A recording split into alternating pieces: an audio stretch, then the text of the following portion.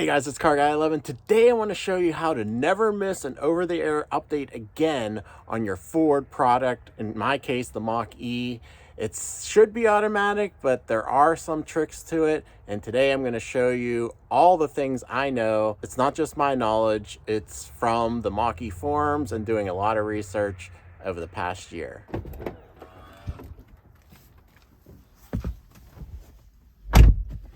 All right, we entered the vehicle, and in the past I have made some over-the-air update videos addressing specific topics like installing. But today I'm going to try to start from the beginning, give you every single tip I know to get these over-the-air updates. And I know it's a constant frustration on the forums, on Facebook, on everywhere. People want to know what's going on with their updates on their vehicle. So right now I have the key in the car and I am just going to start it up. I don't always use the physical key, but today in particular, I'm going to do it for a particular reason. And I'm going to show you some setup things to start with at first. Number one, you are going to want to make sure you have this symbol at the top of your sync screen with the up and down arrows and the little pointer symbol. That is showing that the car is communicating with Ford and it needs to transmit what is on your vehicle in order to have Ford send you anything. So that needs to be on. And if this is not on, let me show you where to turn it on in the settings. So we're going to hit the setup button here. Then we're going to go down to connectivity. And then we want to click on the connected vehicle features.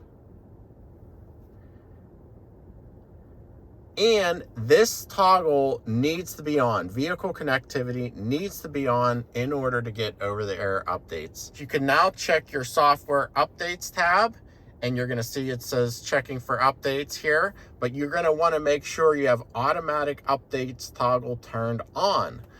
This should stay on. You should not be messing with this. Keep it on. It will download as necessary from Ford. The last one I got was 6.13 in December of 23. I haven't got anything in the new year yet here in 24. You will see your history here. And if something is downloading or something is ready to install, this update now button will activate and you could install it. Those are for inhibit updates where the vehicle has to be off for a period of time, and it will tell you, and you would want to then install that update the next time you could park the vehicle for a little bit. Now also, in order to check for updates, you are going to be wanting to drive this vehicle, I would say 2 to 3 times a week minimum. And it should be for probably about 30 minutes or so drive, not just a quick short trip. And this is because it takes time for the information to be sent up to the cloud and for to send the software down, download it, and possibly install it. Some software gets installed without even having to turn the vehicle off, where other software, the vehicle needs to be turned off in order for it to install while the vehicle is off. But anyway, if you're not driving it 2 to 3 times a week, you will probably have an issue. And I had issues in the beginning of my ownership as well because this vehicle sat on a dealer lot. If you run into an issue where your software is too out of date, it will not update the modules that it needs to, and you will have to go to a dealer, which I did in the beginning of my ownership because it was too out of date. It needed a dealer to manually install the updates in order for it to get back on track. And since I did that, and since I follow these processes I'm telling you today, I have gotten updates. So say you don't drive the vehicle often, and in my case, sometimes I don't. I get pressed vehicles. The whole month of November, pretty much, I was in a pressed vehicle. I didn't drive this vehicle much, and I wasn't getting updates at first until I learned this trick. And what I do, it may sound strange, but I keep the vehicle on in my driveway for it to check and download updates. If I'm not going to be driving this vehicle a few times a week, I will every couple days actually turn it on. And let me show you exactly what you need to do. There are some things you want to attend to before just turning it on in your driveway. So we're going to go back to connectivity screen, and updates are downloaded on the AT&T network. You'll see the bars here. This was a recent update, I believe 6.2, that added these bars to the top of the sync screen showing your AT&T signal. Previously, it was not showing this, and it was showing your Wi-Fi signal. Well, I always had my vehicle connected to my Wi-Fi network at home. And as you can see here on the connectivity screen, we're gonna hit on Wi-Fi networks. I have mine turned off, and there's a reason. If you're at home and starting your vehicle, it's gonna connect to the Wi-Fi network. Downloads do not typically install on the Wi-Fi network. If you have any kind of signal here with your AT&T, I would recommend turning off Wi-Fi completely. I believe this blocks you from getting these updates at home, because I have done this where it was connected to my home Wi-Fi and never downloaded. But when I turned off the Wi-Fi, I got several updates sitting here in my driveway at home. As long as you're in some coverage of AT&T, you should be okay leaving the Wi-Fi off, so you're solely relying on AT&T network to download your updates.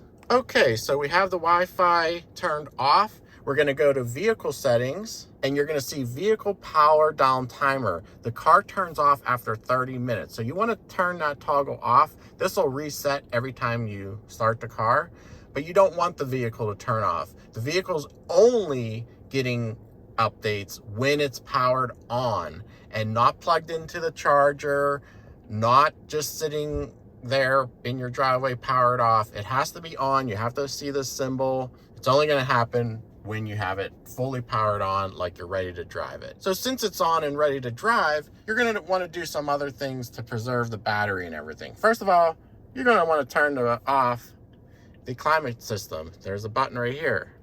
Everything's off. You're going to want to turn off your heated seat.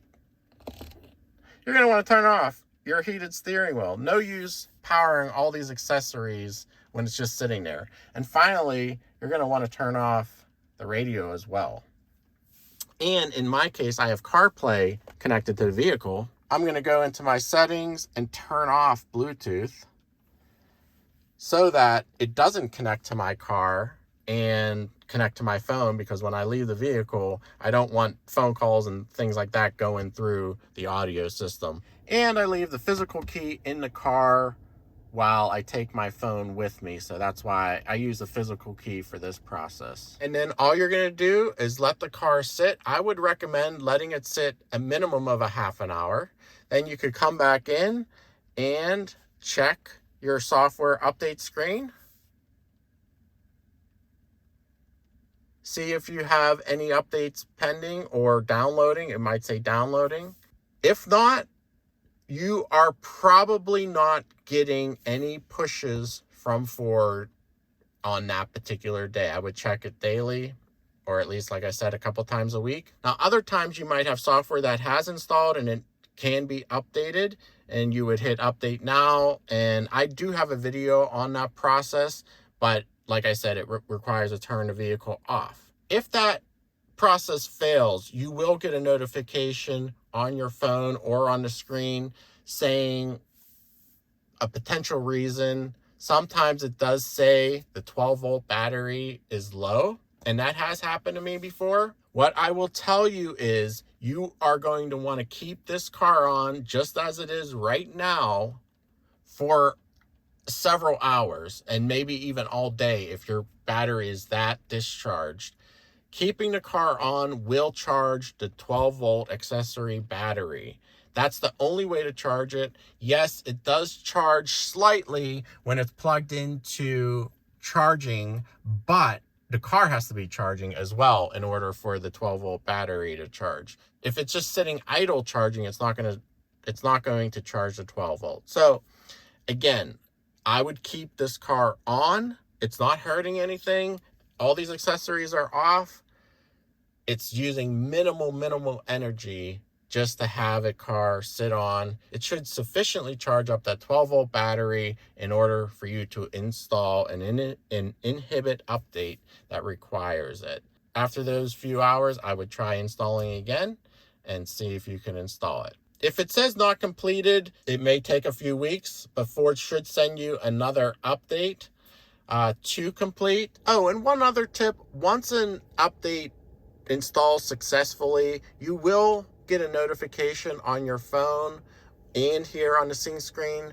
Go ahead and drive the vehicle one more time or turn it on for a little period of time so it reports that update successful back to Ford, because it will not send you a new update until it sees the last update has successfully installed. So that's one final pro tip. Otherwise, if you're a member of the Facebook groups, Reddit, the Mach-E forum, I would keep an eye on those forums and see what updates people are getting. And I know everyone is waiting for bluecruise 1.4. Unfortunately, we haven't gotten anything yet, but I'm doing this process every couple of days, making sure nothing shows up, even if I don't drive the vehicle. But if you're truly stuck, if you're so far behind, like I said, I was in the very beginning, you will have to go to the dealer to get it manually updated. And what you could do, Ford does have a customer service line for over-the-air updates in particular.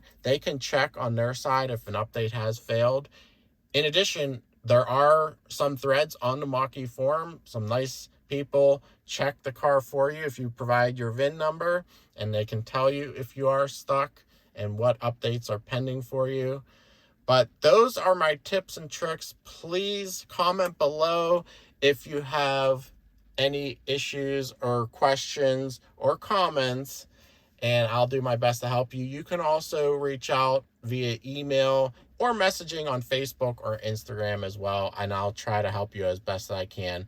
But since I've done everything I've said in this video, I haven't missed an update. I'm fully up to date.